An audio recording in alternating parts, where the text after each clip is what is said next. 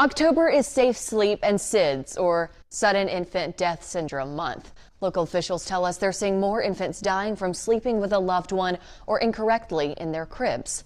Our Peyton Furtado shows us how the impact that's having in our area and how to keep your baby safe. And I think that's the first time I had ever really cried out to God. You know, I just wanted my baby back, but she wasn't coming back. Tiffany Wilson will never forget that day.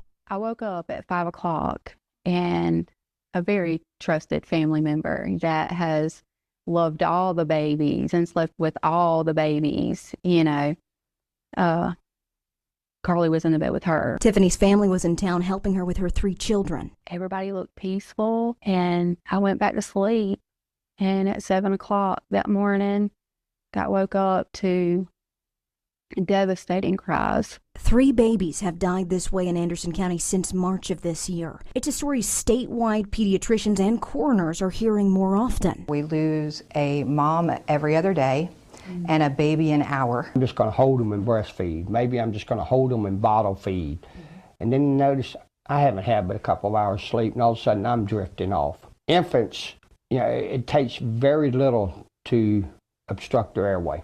If you feed your baby in the middle of the night, Dr. Clark recommends setting a 10-minute timer in case you do start to drift. When in doubt, remember the ABCs of safe sleep. A, make sure the baby is sleeping alone, not with other pets, other people. B, make sure the baby is sleeping on its back. It has a much lower risk of asphyxiation if it sleeps on its back. And C, crib. Make sure that baby is sleeping in a crib with a fitted sheet, but not with all this extra stuff. A stuffed animal, loose bedding, again, that puts it at a much higher risk for asphyxiation. You just don't think anything like that would happen. I mean, I slept with my other 2 kids. They're not going to get to sit here and hear their child's first word. They're not going to get to see that child's first step. They're not going to get to see them grow up. That was Peyton Furtado reporting.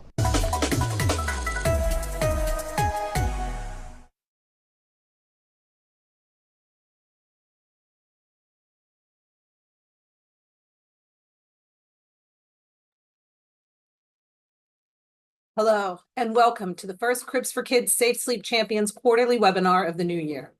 My name is Devon George. I'm the program officer here at Cribs for Kids. I'm joined by my colleagues Andrea Wilson and Kelly James, who are running the show behind the scene. Today's webinar, Perception and Reality, Understanding the Real Risk of SUID, brings us Safe Sleep Champion doctors Kyran Quinlan and Gina Lowell. We expect a great conversation about what brings us all together, reducing infant mortality by preventing sleep-related deaths.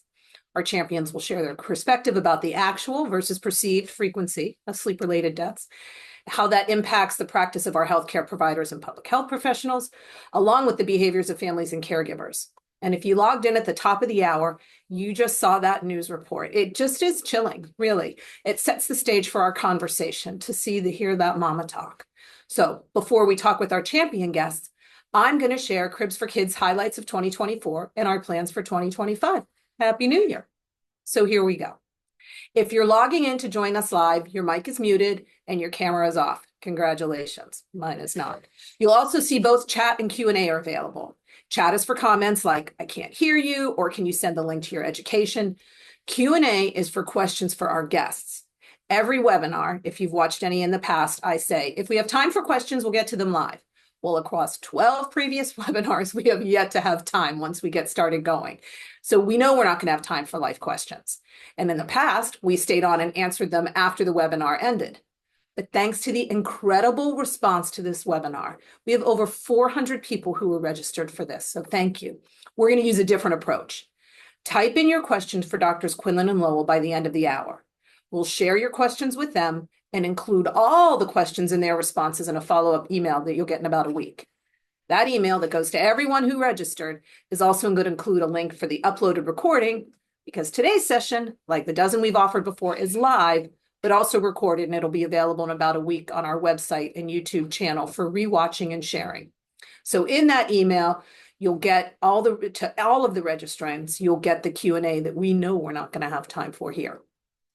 But please do. Kelly and Andrea are watching that Q&A all through the hour, so please type away for those questions so we have them. Again, be sure you're using Q&A and not chat. Okay, Next up, our highlights from 2024 and our plans for 2025. If you follow Cribs for Kids on social media or receive our e-newsletters, you may remember some of these. Across colleagues, community, programs, and products, here are last year's highlights. Oh, there are our guests. Look, I forgot to show our guests. See, it's live, proof positive.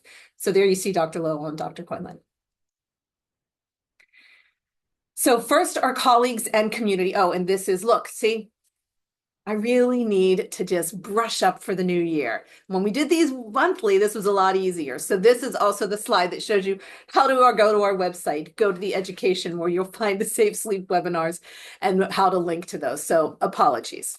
All right, I think I'm caught up now mostly. Let's try this again. So 2024 highlights.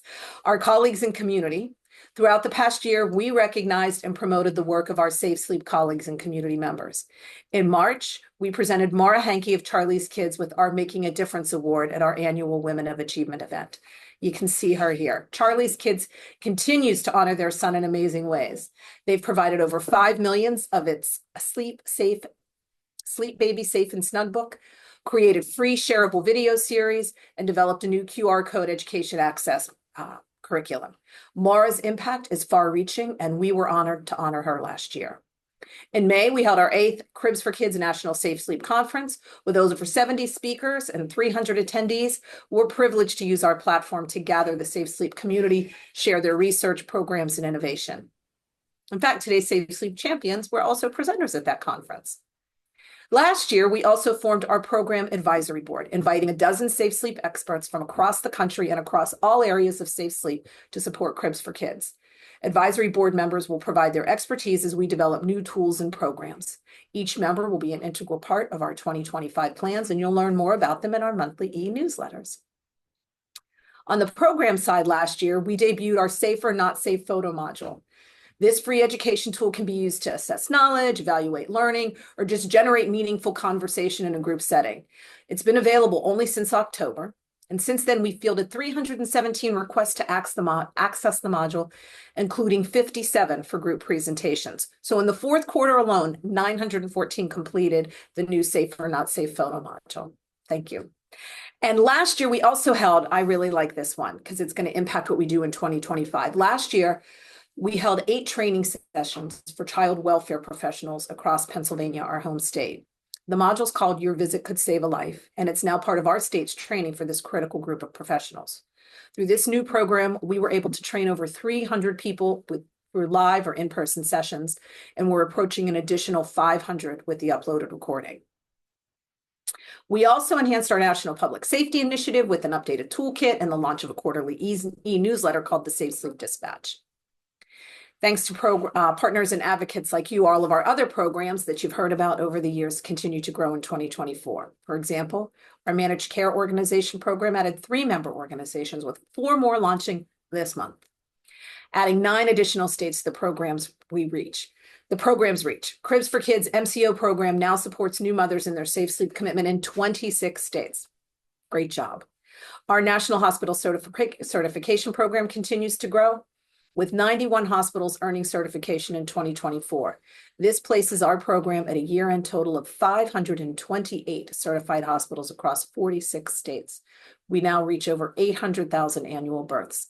Thank you to those hospitals for their commitment, and to our amazing RN reviewers, Michelle and Jill. And of course, the foundation of our education, the Safe Sleep Ambassador. 2024 brought us more than 22,000 new Safe Sleep Ambassadors. Adding that number to our over 53,000 that we had at the end of 2023, Cribs for Kids is proud to have a team of 75,866 Safe Sleep Ambassadors as of December 31st. We are so proud of that number and so proud of everybody who joins in on with us. We're very grateful for all the support that you show our programs. Finally, 2024, our products, because it's the sale of these products to hospitals, departments of health, other nonprofits and partners that allow us to offer the free programs and education we have. So new items in 2024 include our, can you see it here, our new value-priced wearable blanket, breastfeeding support items, and our new mini cribette with that smaller footprint. Through our partners and programs, Cribs for Kids sold over 90,000 cribettes in 2024. In addition to our free programs and education, these purchases also allow us to donate our products. In 2024, we donated over 1,300 cribettes and Safe Sleep products approaching a value nearly $100,000. Remember, our cribette isn't just a Safe Sleep space. It's an educational product that includes Safe Sleep messaging on it. So our distribution and donation of the cribette provides and promotes infant safe sleep. All right, so now coming in that's 2024. Is that enough? I think it's enough. It was a great year. I'm so proud of all of our programs and all the people that we get to work with here. So now for 2025, let me do that. Oh, I didn't flip any of these, did I? I'm talking to Andrea, who's filming this. Okay. Oh, now I've gone too far, haven't I? So that's our year, last year. Here's what's on deck for 2025. Our Safe Sleep Academy is being reviewed and will be released later this year, we promise. We had this in our sights for 2024, but are doing a bit more development. The 2025 release is still going to focus on safe sleep education, but it's including more resources and support for families and caregivers as they commit to sleeping safely. We also have a new team member joining us later this month, coming from the University of Pittsburgh and UPMC Children's Hospital. Spencer Poston is joining us as our training and outreach program manager. She and I, along with our program advisory board, will work all across the year to develop professional training modules for home visitors, childcare professionals, and first responders, following that model for the child welfare workers I spoke about earlier. And these trainings, like the Safe Sleep Academy, have been on our project list for a bit. So we're excited to have the resources to move forward. We also have a couple of cooperative research projects in the work that we'll share as the year progresses. One more big one. This year, in partnership with JPMA Cares and Safe Kids Worldwide, we are excited to launch the Cribs for Kids Building Block Grant, a new mini grant program. This initiative will allow Safe Kids Worldwide coalitions and their Safe Sleep community partners to apply for grants that provide both Safe Sleep products and educational resources.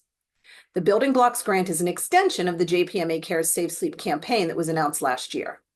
Our shared goal among these participants with the grant program is to reach underserved communities and establish new partnerships dedicated to ensuring that all babies sleep safely. We expect applications to open no later than March, with grant recipients announced in June.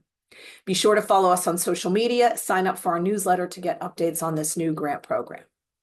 That's last year, this coming year. So let's move to the present with our Safe Sleep Champions conversation. Oh, brother. I just did a horrible job on these slides, you guys. I'm sorry. We can't even fix it in the recording. Okay, so let me introduce you all to Drs. Kyran, Quinlan, and Gina Lowell. Dr. Quinlan is an academic general pediatrician, educator, researcher, and advocate working in Chicago. Reading his bio, you will see he's a real hometown hero. He earned his MD from Loyola Stritch School of Medicine, his master's in public health from the University of Illinois at Chicago, and he did his peds residency at the University of Chicago. Dr. Quinlan continues to dedicate himself to his community. His advocacy work is driven by his clinical experience in the South and West sides of Chicago, including over 2 decades in federally qualified health centers serving low-resource communities. He serves on Cook County's Child Death Review and served for the past 5 years as the principal investigator for its SUID case registry. He and his team, which includes Dr. Lowell, established the community partnership approaches to safe sleep in Chicago, targeting innovative prevention activities to those with the highest SUID risk. See, real hometown hero. And also joining us today is Dr. Gina Lowell. She's a general pediatrician at Rush University Children's Hospitals, one of our Safe Sleep certified hospitals. With specialty interests in childhood injury prevention and early relational health, Dr. Lowell earned her MD at Rush Medical College, completed her pediatric residency at the University of Chicago, and her fellowship in Master of Public Health at the University of Illinois, Chicago. She's the current principal investigator for the SUID case registry and prevention for Cook County, Illinois. And as a director of community health for pediatrics, she focuses on developing and promoting maternal child health equity. Another hometown hero. Way to go, Chicago. So before we talk with our champions, here's a video featuring some of their work.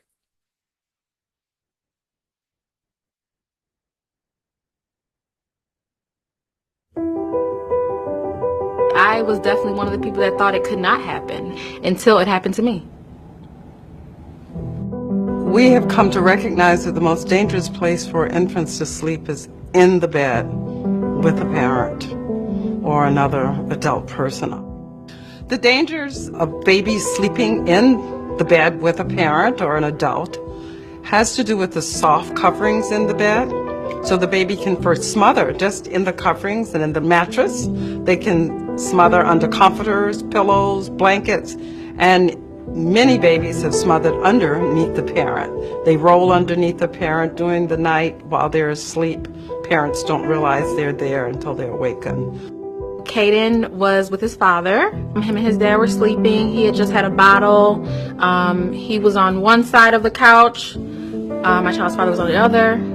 He woke up and something didn't look right with Caden, and he realized he wasn't breathing. I got the call that he stopped breathing and that he was trying to revive him over the phone, like they were telling him what to do, and it didn't happen though. So by the time I got to the hospital, he had already passed. I'm responsible for visiting the death scene when an infant dies and having the parent or caregiver to reenact the scenario with the doll instead of using the infant. Of the infant deaths that I've autopsied here at Cook County, essentially 100% of them, the infant has been found unresponsive or dead while sharing a bed or a couch with their parents. This happens to African American babies nearly 10 times more in Cook County than to Caucasian babies, and unfortunately to Hispanic babies 2 times or more often than Caucasian babies. It's just better. It's safer, way safer to just go ahead and adjust to a bassinet, a 3-in-1. It's different things that they have that you can have the baby right next to you. We are taught to kind of go by generations. Your mom did this, their mom did that. And since it didn't touch them, they feel like, oh, you'll be fine, you can do that. And then until it touches you, you want to teach different, you want to be different. Very often I hear parents say, I feel the baby is safer because he's closer to me.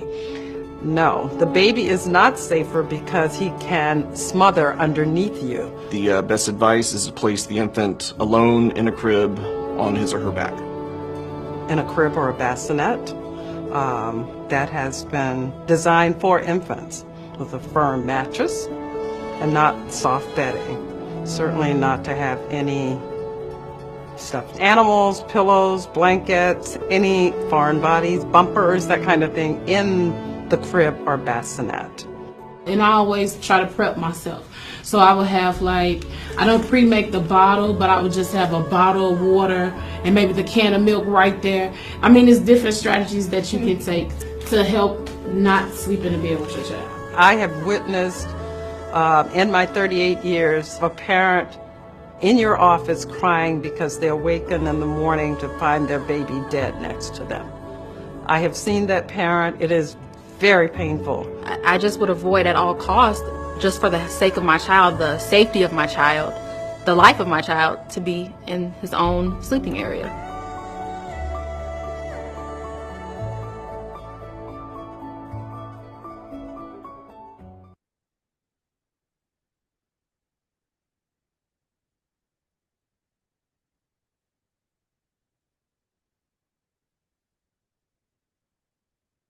Okay, do we have Dr. Quinlan and Dr. Lowell? Go ahead.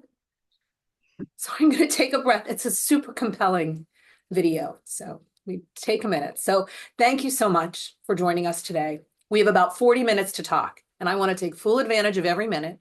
Our time today is centered on the perceived risk of SUID, how that perception or lack of impacts the behavior of healthcare providers, public health professionals, parents, and caregivers. So welcome. Thanks so much, Dr. Quinlan. Let's start with your experiences that led you to examine this risk of SUID and suffocation and do the work that we saw being done in that video. Sure. Thank you, Devon. I guess it started with one of my patients. I saw a baby for a 2-month checkup, and he was doing great and thriving, growing, eating.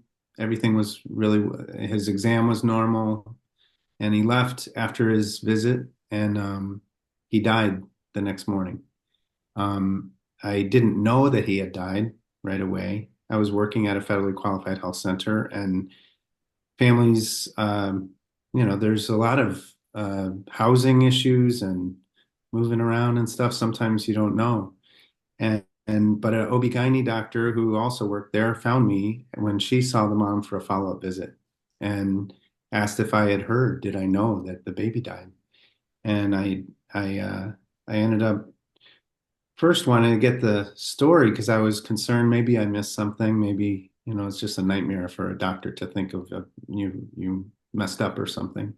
And so I called the medical examiner and talked to the person who did the autopsy for my patient. And she said that there was nothing on the autopsy. Everything looked fine. He was a healthy baby.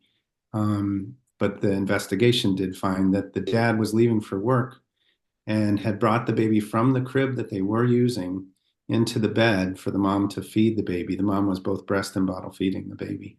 And the mom fed, the dad left for work, the mom fed, and then they fell asleep. And then about an hour later, the mom woke up and found that the baby was unresponsive.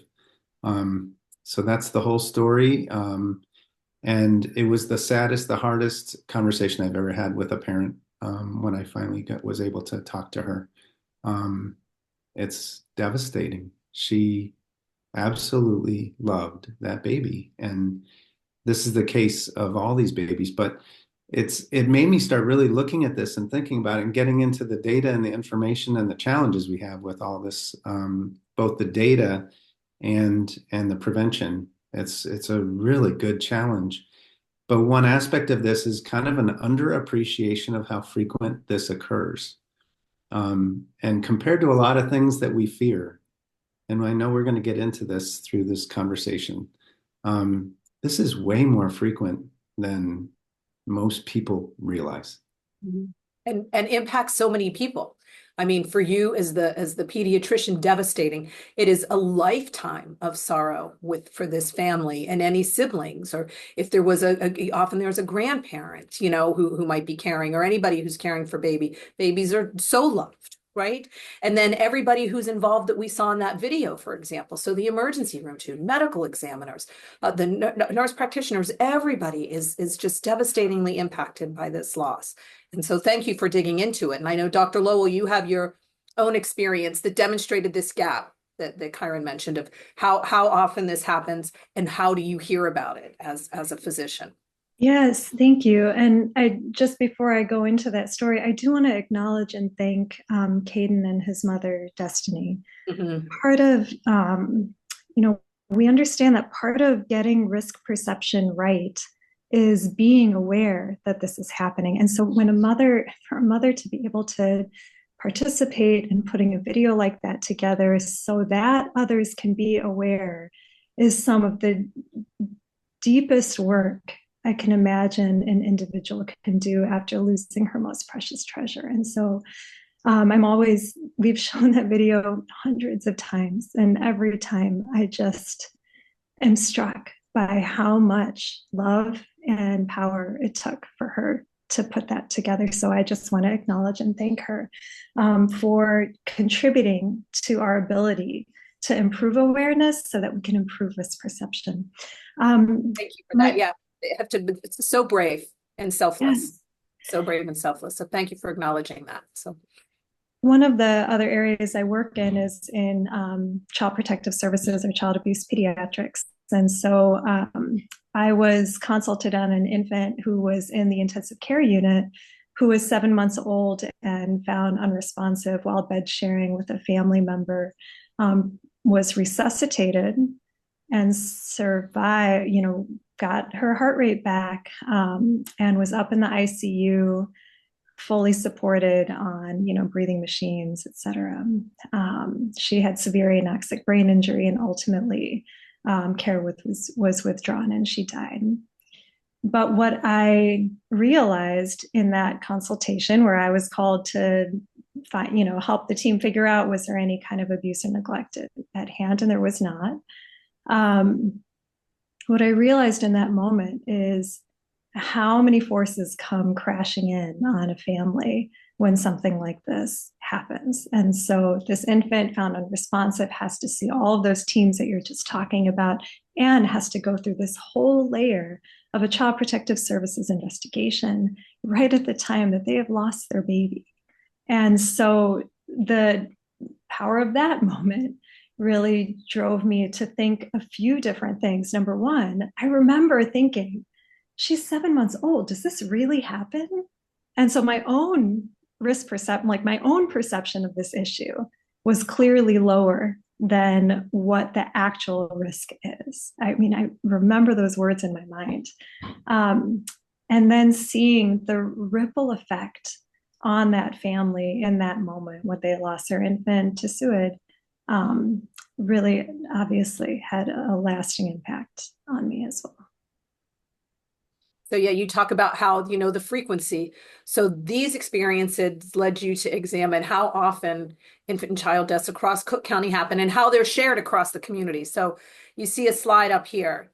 Can you tell us about this, Dr. Quinlan? Sure. This was an attempt to kind of graphically represent the frequency of these deaths. Each of these red circles represent a date of death for a sleep-related infant death in Cook County. So Cook County is Chicago and a little bit beyond Cook County, beyond Chicago. Cook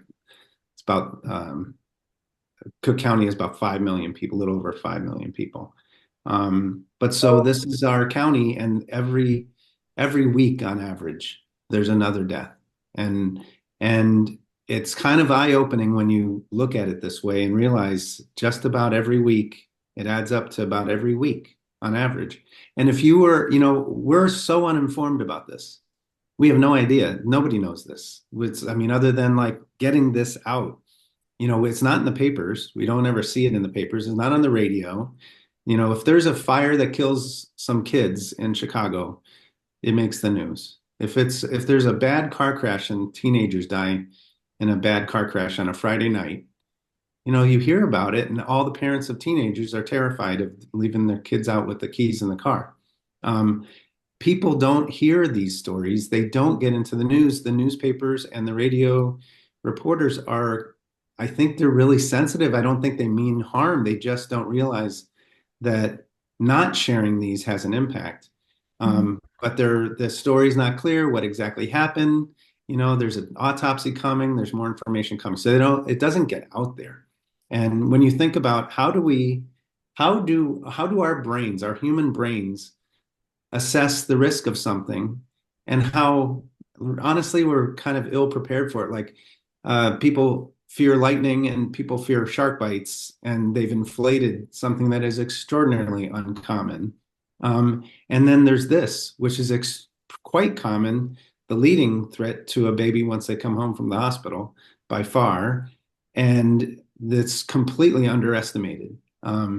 So I think we have to write that. And if we write that, I really feel that has the potential to motivate clinicians, public health people, and even parents to kind of like assess this in a different way and protect the kids in a different way. I think that's so important what you're saying right there, Kyran, about how if our own risk perception is low, if we are not aware of how frequently this is happening, then what are we spending our time talking about on discharge from the hospital, at that first week visit, at that first month visit, right? We can have a dozen things to talk about: feeding, car seats, how's the family doing, et cetera. All those things are so, so important.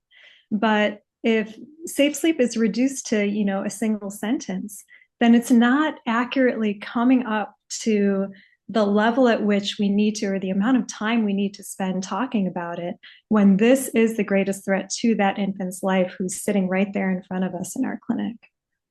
Yeah. And if it were a disease, I really think this, when you hear about H1N1 or H5N1, whatever, if there's a new virus or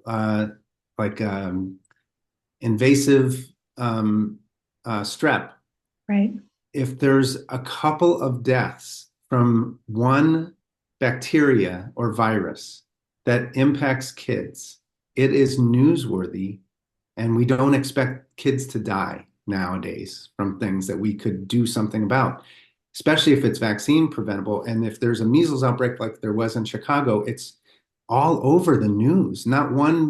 Fortunately, not one child died in our measles outbreak in Chicago.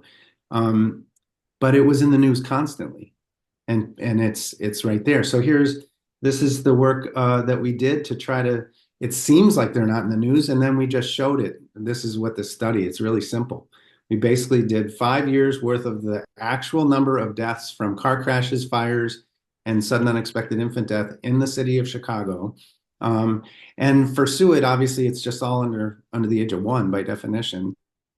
But for car crashes and fires, we captured all age kids, so from birth to 19 years of age. And we got the vital statistics and we knew exactly the right number. And then I had a postdoc at the time who basically scoured all media, all print, online, radio, everything, and found instances of a report for a case, a death. And basically for the car crashes, there was 71 crash deaths from birth to 19 in Chicago during this 5-year period, and about 60% were in the news. For the fire deaths, there were 45 deaths of kids birth to 19 in Chicago during this 5-year period, and about almost 40% were in the news. But for sudden unexpected infant death in just under the age of 1, there were 221 SUIDs during this 5-year period in Chicago, and absolutely none were in the news.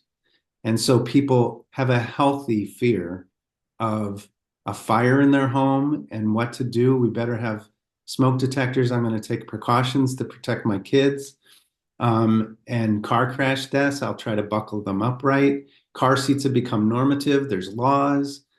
Teenage, there's graduated driver's licensing, and we worry about when our teens have the car.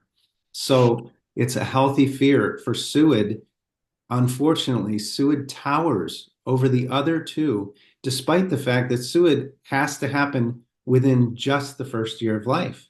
Think if SUID actually happened over 19 years in childhood, how high that number would be. The risk during the first year is astronomical compared to the other two. If you worry about an 18 or 19-year-old dying in a car crash, it's like we haven't gauged our risk perception yet, because I think the same families may stay up a little extra to make sure their teen gets home with the car, but that same parent who loves that child, when that child was at the peak risk for SUID at, say, 2 or 3 months, and the child is crying in their crib, the parent may bring that child into the bed to get more sleep. So we have work to do to right our perception of the risk here. And also work to right the perception amongst our trainees too. Actually, one of the exercises that we've done with a few different pediatric residency groups when we've gone around to talk is getting them up out of their chairs into the hallway and asking them, can you take a step for the number of infants who died in Chicago over the last 5 years from influenza and pneumonia, right? And we have a brave volunteer go and take a step for each of these babies who were lost. And it's 10, right? It was 10 infants in that 5-year time period. Then we ask another resident to take a step for an infant lost from assault or homicide in that same that same 5-year time period in Chicago. And we ask them to stop after they take 20 steps, because it was 20 infants who died from that manner. And then we ask another resident to take a step for every infant who died from sudden unexpected infant death in that same 5-year time period in Chicago. And they have to keep walking. They have to keep going, because it was 181. And I've had residents come on back to me and say, when you had us take those steps, that has stuck with me.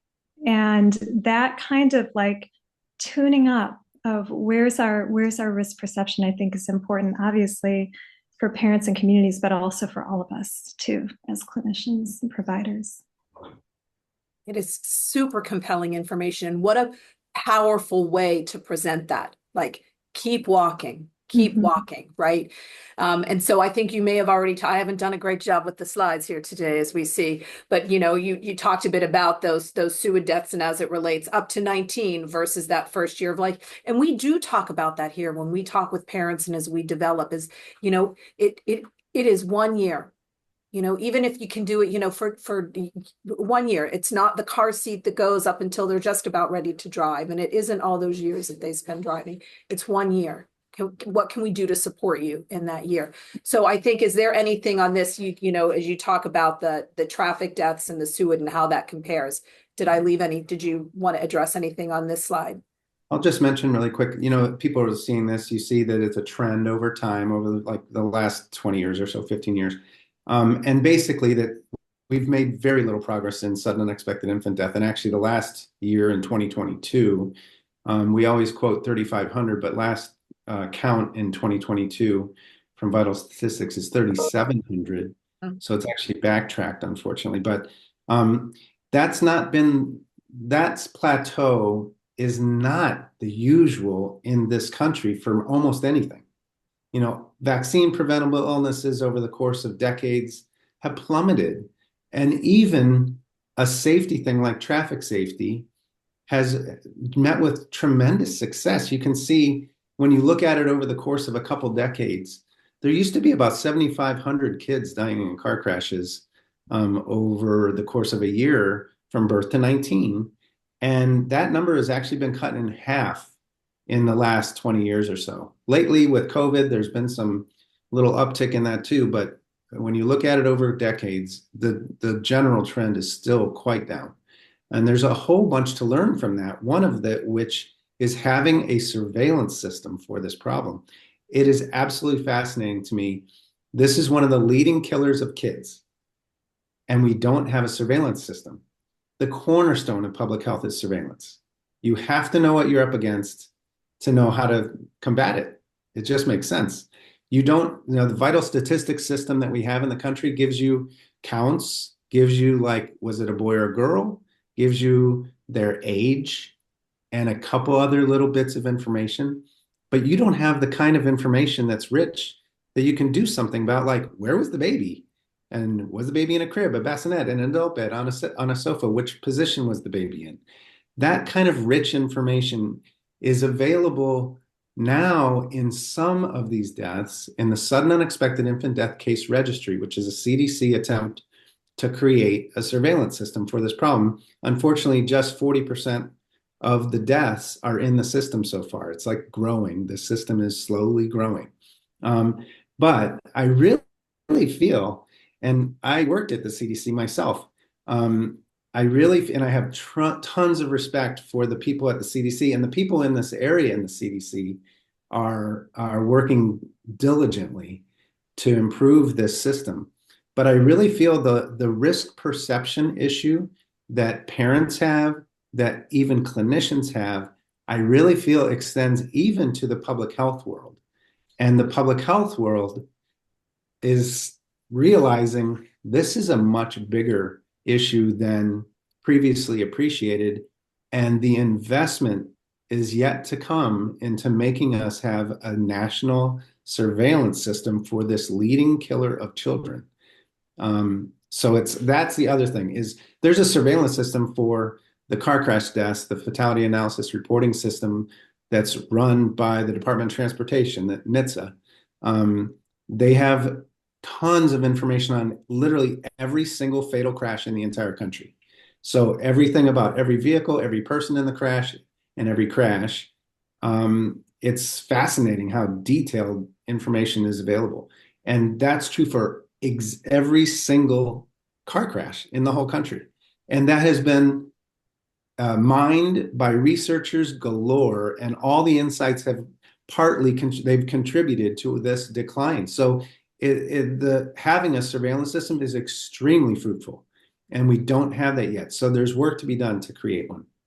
There's not one on the national level, but even locally, you guys were talking that where you are, there is no path, or at least there wasn't, for you as the healthcare providers, as the pediatricians, to learn that a baby had died that was in your practice.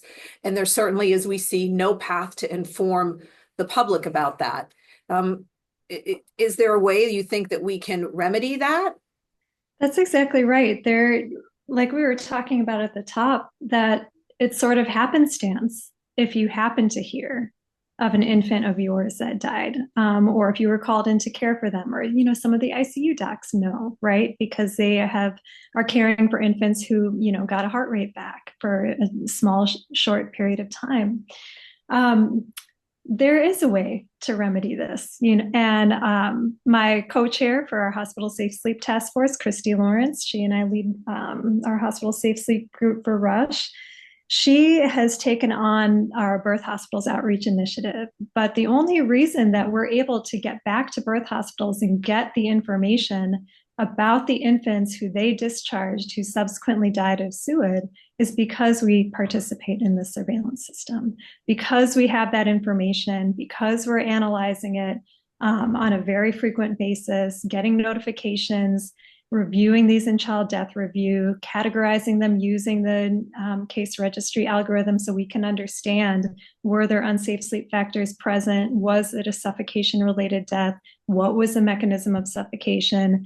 What are some of those psychosocial contributors to the family circumstances? Because we have the surveillance system, we have all of this information, then we can compile that data. We have birth hospital information, and then we can get it back to the birth hospitals. And Christy has done an amazing job last year. She basically connected with 15 of the birth hospitals in Cook County to get these data back to the birth hospital stakeholders. And this is happening at the same time that Illinois Perinatal Quality Collaborative's QI initiative was equity and safe sleep for infants. And so it was this really nice synergistic way of getting these data back. But again, it's like, who's got the data and how can you get it out there? We're learning a lot of lessons, so that's good. So the way is possible, I guess, is what I'm trying to say.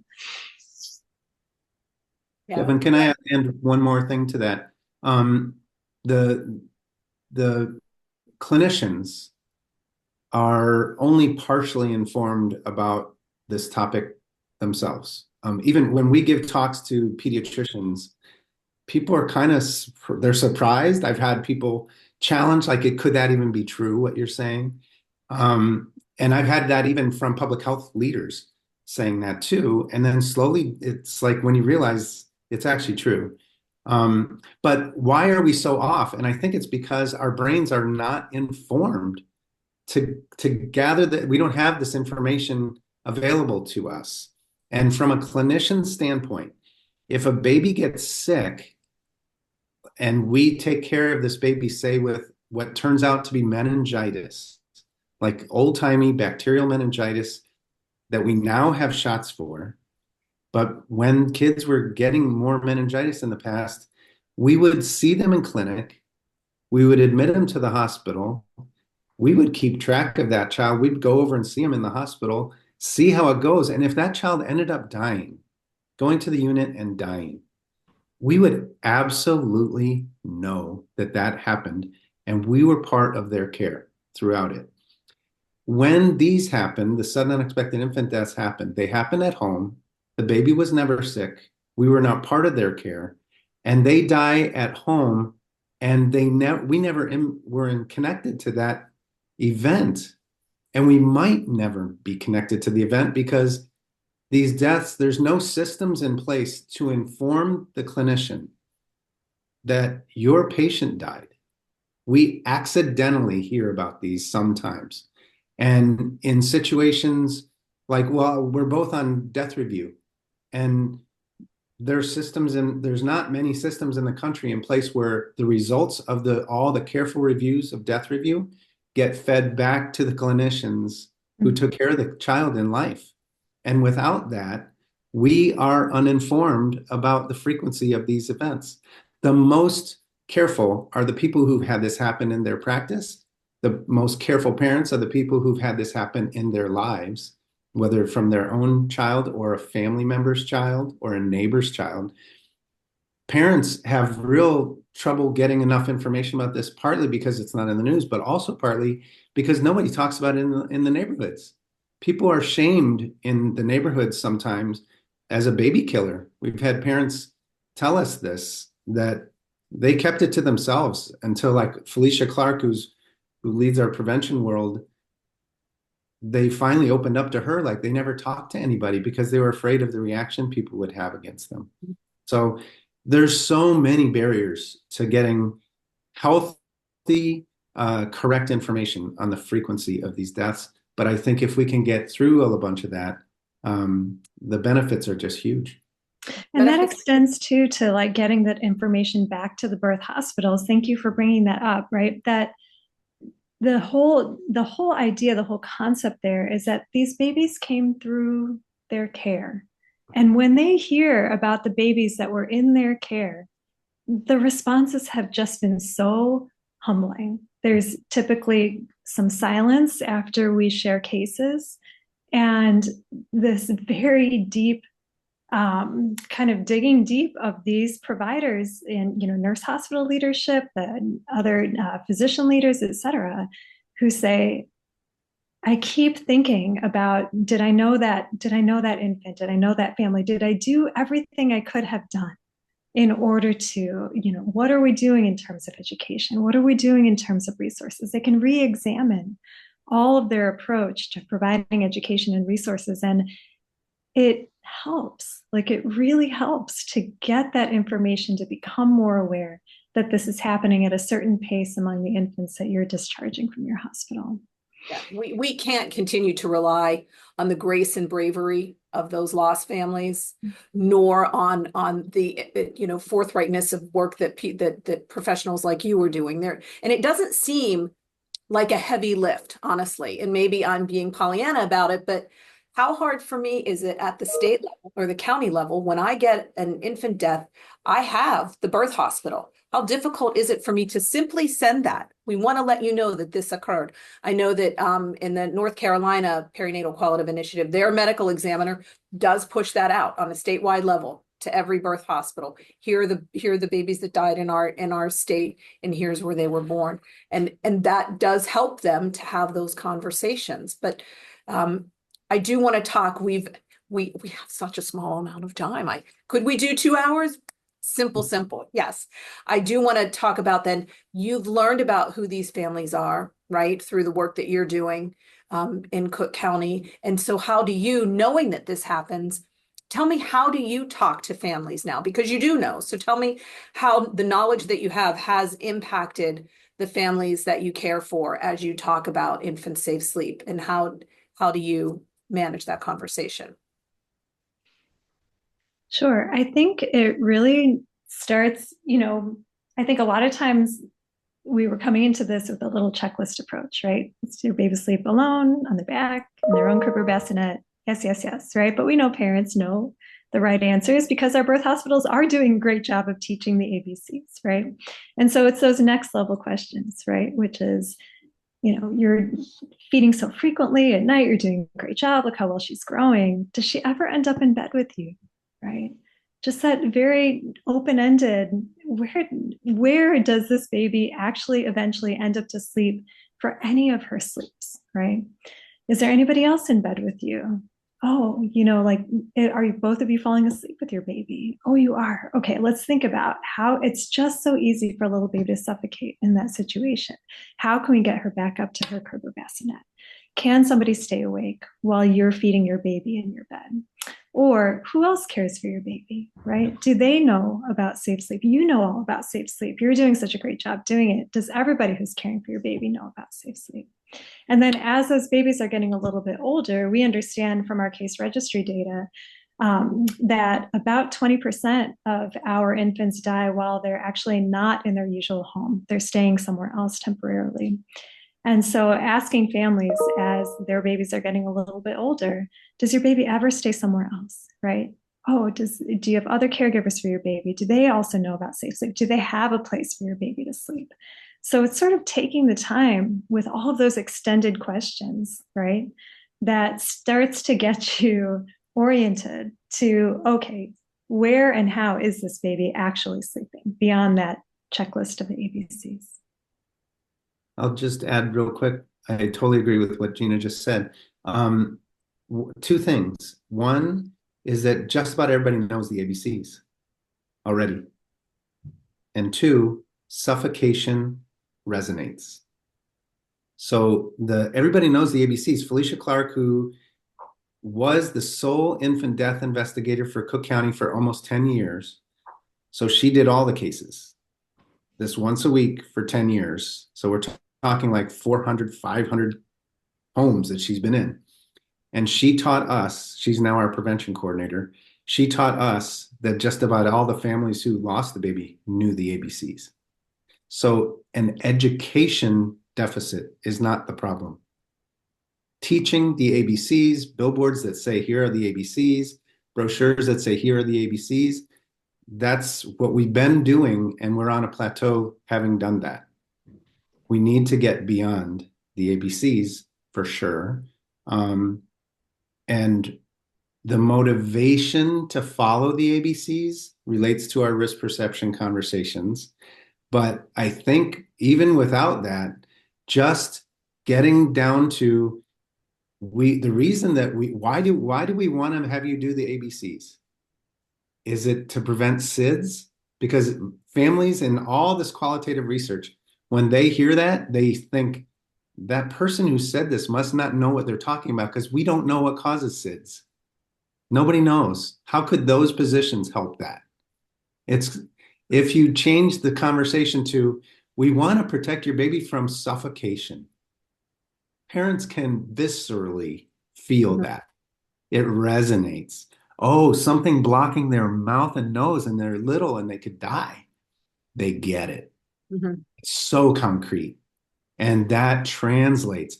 And the good thing about it is there was a recent double case control study by the CDC using the SUID case registry data from across the country, including Cook counties. And basically what they found was the risk factors for the suffocation deaths are the same risk factors as the non-suffocation deaths. So if we focus on preventing suffocation, we have a chance to prevent those suffocation deaths, but we will also be preventing the others too. So it's like a different approach to make absolutely safe sleep is like too nice of a way to put it. I've been feeling like, safe from what? Like, let's finish the sentence. The sentence is safe from suffocating in bed. And we have to get to the end of the sentence for it to like land to a parent. The parents love their kid. They don't want their child to suffocate. And so if you are helping them learn, this is a big problem. Don't sleep with your baby because these things keep happening in our area, and babies are suffocating and dying, and they get it. It's like it resonates. We have so much information from biomechanics studies too, right? That can really help us demonstrate that point as well. So I completely agree that talking about preventing suffocation really helps a parent connect to what you're saying. They can visualize it. And when we think about those biomechanics studies of inclined surfaces and why inclined surfaces are so dangerous for infants, because it can give their infants a head start of being able to roll to their side, but they cannot yet roll back. And at their age that they're at, that when they're trying to roll away from a suffocating situation, a soft surface, a soft side of an inclined sleeper, a pillow, a person, whomever they've just rolled into or whatever they've just rolled into, they're fatiguing really easily when they're trying to roll back, and they can't. They just can't do it, and they can suffocate. And so these kinds of, like, having that knowledge of both,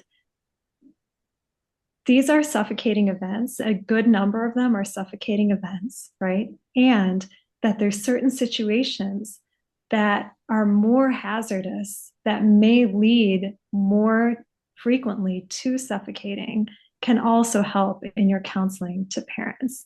Painting that picture for them, you really see them tune in and start to see, I'm doing all of this to make it much easier for my baby to breathe. Yeah. Devon, can I add one more thing? You can do all the things. Well, because this group, you guys, this is an amazing group that we have this opportunity to talk to. And I guess I just want to challenge this group. You all know that these deaths don't happen evenly distributed across the country. These deaths in Chicago, they don't happen evenly distributed across Chicago.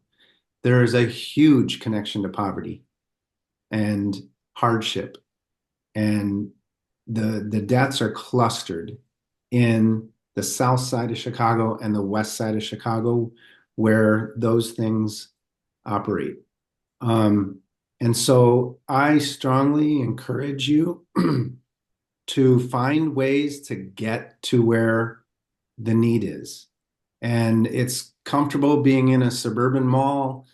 I always think back on car seat checks.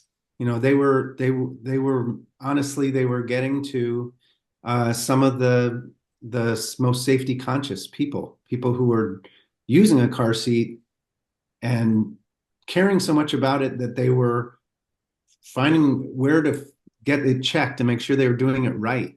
And meanwhile, over half of the kids at that time were, you know, 10 years ago or more, were dying who are not even buckled in at all.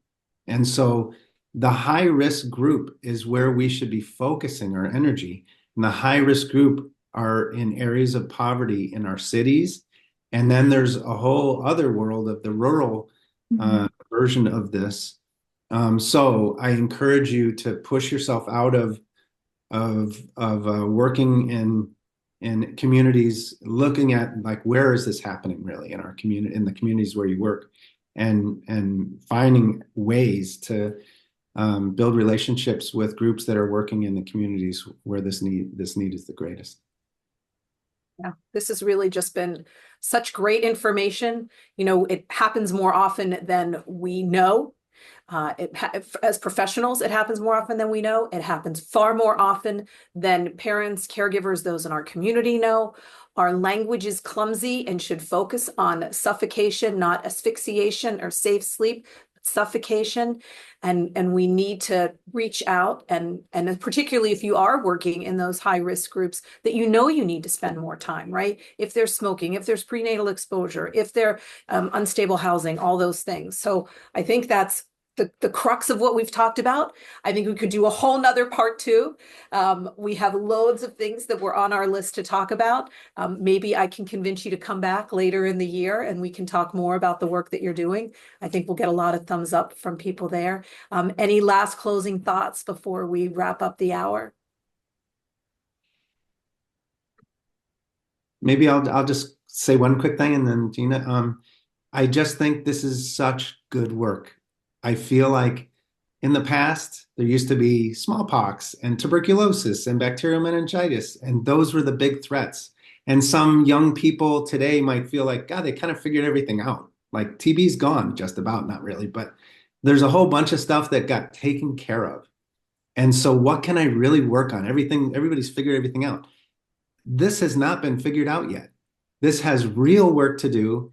It's the leading threat to a baby once they come home from the hospital before they make their first birthday. This is the big threat to their lives.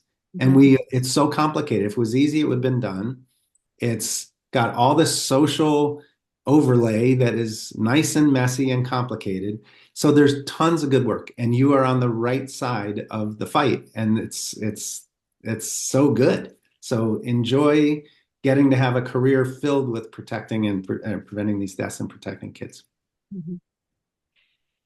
I agree. I totally agree. It is such important work. And I think that I'm so humbled every time that we come across folks who also want to partner, want to develop relationships, want to work towards the same goals, which is helping our families and their babies survive and thrive.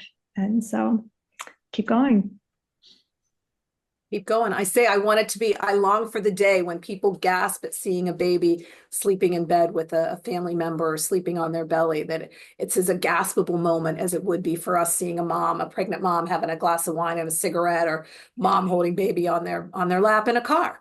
Like you would never see that now, but we see it in television shows. But again, we could go on, and we have. But we're going to let people get back to their day, even though I'm pretty confident they'd like to stay on. But I want to thank you both so much for your time, your perspective, your expertise, and your enthusiasm. I think, when you hear those numbers that are going in the wrong direction, we do need to hear from people like you who tell us to keep going. It's going to make a difference. So I know that those who are watching live and watching later know this was an eye-opening conversation. Thank you so much. So you guys will hang on. We'll send you those questions. And now we're going to close out our hour. So as we close out, we always wrap up with 3 things: a call to action, which you've already gotten a couple, registration for our next webinar, and playing of our Safe Sleep Lullaby Just Baby. So first, that action item. On the heels of this insightful discussion we've had with Drs. Quinlan and Lowell, if you don't know it already, go find your SUID data for your city, county, or state. We have some places on the screen of where to start for that information. You can go to the, sorry, look, I've done a horrible job with the slides. I'm so sorry. You can go to the National Center for Fatality and Review Prevention, go to the CDC that Dr. Quinlan mentioned that's got data up through 2022. Maybe your area is part of the SUID and SUID case registry, so visit those pages. But go ahead and search your state and county website, not just for stats, but maybe learn about your own child death review process in your area. How can you be able to participate? Because we can't solve a problem if we don't understand it. And you got another action item from Dr. Quinlan to go and connect with those partners who are sobering those babies at the highest risk. So let's start with learning about what's happening where we live.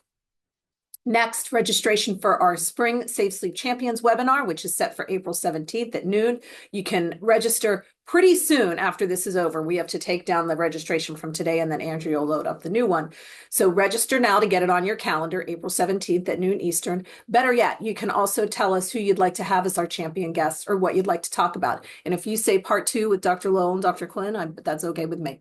So it's all on one page. Go to cribsforkids.org. Click on education and then Safe Sleep Champion webinars. Here you'll find the links to register for the April 17th webinar and the form to complete to tell us who or what you'd like to talk about. Finally, we sign off with our Lullaby Just Baby. Like the Safe Sleep Ambassador, the Safe Not Safe photo module, our video library and photo content, it's available online at no cost. The song, the video, the music bed, the English and Spanish versions. We even have a WAV file that can be downloaded so you can use it for your hold music. You find it all on our partner resources portal, linked via the partner menu on our website. Again, a giant thank you to Drs. Quinlan and Lowell. I love this conversation. I hope you did too. They were great Safe Sleep Champion guests and worthy of this largest audience we've had to date. As always, thank you to those of you who joined us live or are watching the recording. The time and commitment you share with us is how we will all make a difference and be sure that one day every baby wakes from every sleep. If you've got that question in the Q&A from our guests, you'll hear from that through that email in another week or so. So that's it. Thank you so much, everybody, and Happy New Year.